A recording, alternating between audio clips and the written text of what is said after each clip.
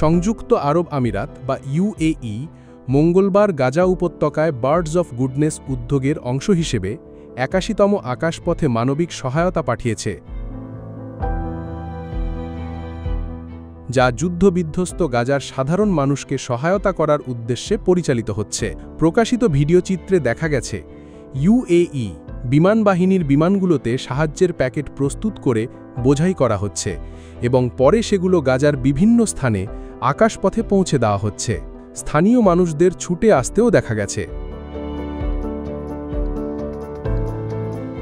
গাজার এক বাসিন্দা বলেন, গাজায় এখন আমাদের কিছুই নেই, এমনকি পান করার পানি পর্যন্ত নেই। তিনি এজন্য সংযুক্ত আরব আমিরাতকে ধন্যবাদ জানান এবং বলেন, এই সহায়তা ও ধারাবাহিক সমর্থন তাদের জন্য অনেক গুরুত্বপূর্ণ। احنا في غزه فيش عندنا ولا شيء. غزه بتفتقر لكل حاجه حتى الماء الصالح للشرب غزه بتفتقر لها।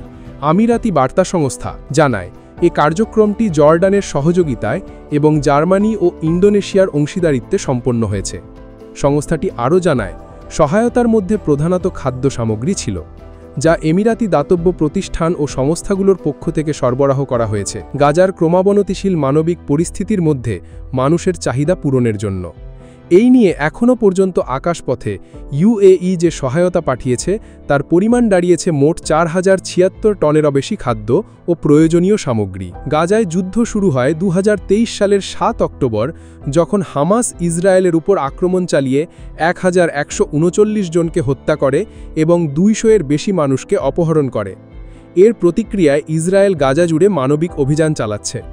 প্রকাশনার সময় পর্যন্ত গাজার স্বাস্থ্য মন্ত্রণালয়ের হিসাব অনুযায়ী এতে ৬২,৮১৯ জন ফিলিস্তিনি নিহত হয়েছে এবং আরও ১,৫৮,৬২৯ জন আহত হয়েছে।